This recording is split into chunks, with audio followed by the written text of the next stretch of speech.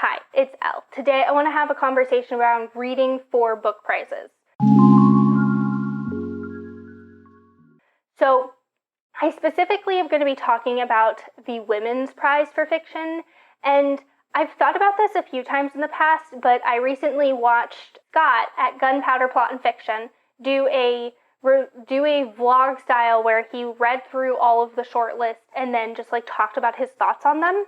And specifically what made me want to have this conversation, hello Scott if you're watching this, is his conversation around Piranesi by Susanna Clarke. So first I want to talk about just the bias that we come into books with.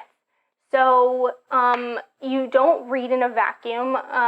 Most people don't read in a vacuum. We learn about books in different places, and where we learn about the books has impact on whether or not we plan on reading the book. As an example, Scott, who I just mentioned, him and I have very similar tastes on a lot of types of books. So if he outright hated a book, I am much less likely to pick it up if I had never thought to read it to begin with. I'm going to lower my expectations if I already owned the book and was planning on reading it. Because I trust his judgment, and just based on past history, him and I have similar tastes. Another example, when we go into thrillers for our first time, the first time you see a plot twist, that plot twist is going to feel fresh, no matter if it was written 20 years ago or it was written now.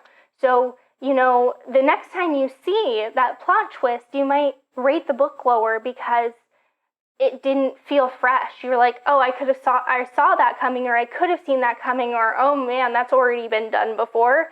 And even if that time you read it, that book was published before the first time you read it, you're probably not going to take that into consideration when you're reading it, because rarely are people looking into the stuff like that. It is just about enjoyment. So your past reading has impact on your present reading and your future reading and your opinions and thoughts about those books. We're all on the same page. Good. Okay. So this is kind of what that's the basis I want to start this conversation on, because, I loved this book. I'm just going to come out and say it. I loved it. It was short. It was to the point. I didn't feel like any word was wasted. It was charming. The world building just really did it for me. The main character, I just wanted to, I loved you. I'm in a mood today, in case you guys couldn't tell. I don't think I've gotten on camera like this before, but we're going to keep rolling. And Scott had different takes on the book. He said it was too simplistic. And everything he said about it, he didn't outright dislike it, but everything he said about it, I could agree with if I was looking at this in terms of the Women's Prize. I'm going to pull up what it says. So the judges for this year are given the key criteria for the prize: accessibility, originality, and excellence in writing by women. Okay, so very vague. That's what the judges are told. For this section of BookTube that follows prizes, we also know that it's contemporary. It's fresh, but it's also events happening at the time, and a lot of the time there's some political undertones that that's very now that the books are addressing. While I find this book accessible, original, and I thought it was excellent, I agree, it is simple. If you were comparing this against other books, I don't know if I would nominate this for the Women's Prize, even if it is one of my favorite books I've read in the past year.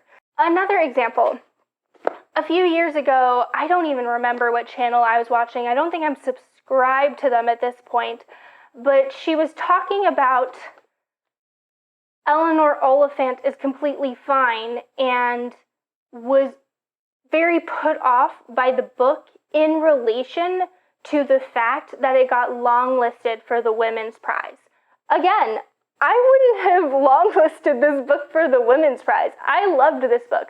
I thought Eleanor Oliphant was such a snarky bitch, and I loved everything about it. In her head was yes, I get you.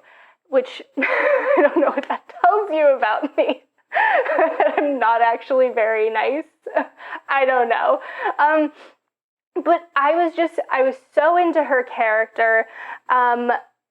I really liked what it was exploring about loneliness, but in terms of a book prize, I don't know necessarily if I would have nominated it. It was one of my favorite books of the year when I read it.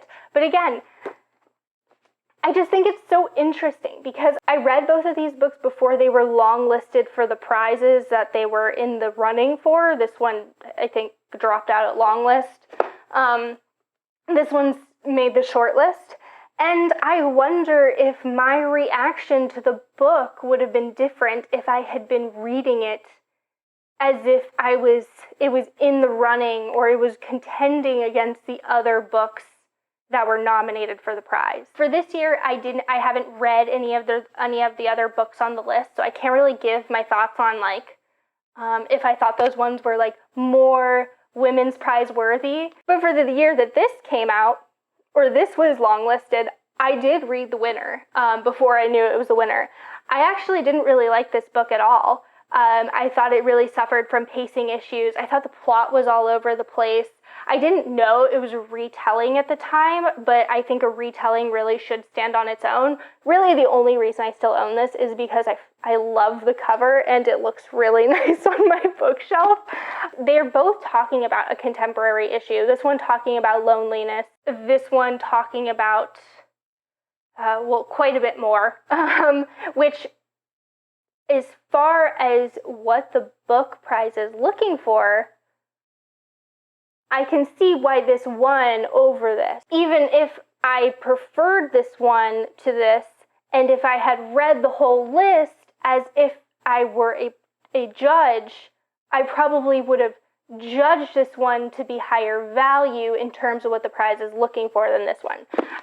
This is hindsight, so I can't say for certain, but I don't think you can say for certain with any of these because that would involve you having to read the whole long or short list before you know what the long or short list is, and then rereading it with the prize in mind to see if that would change your opinion on things, which would be an extremely difficult thing to achieve since I watch multiple channels who try to guess the prize, who keep up on book releases, and none of them ever get it right. Or get the long list right, I should say. So that really is all I have for this video. Thank you, Scott, for being inspiration for this. Let me know your thoughts down below. I'm curious to see what other people think about this topic. That is all I got. Until next time, happy reading.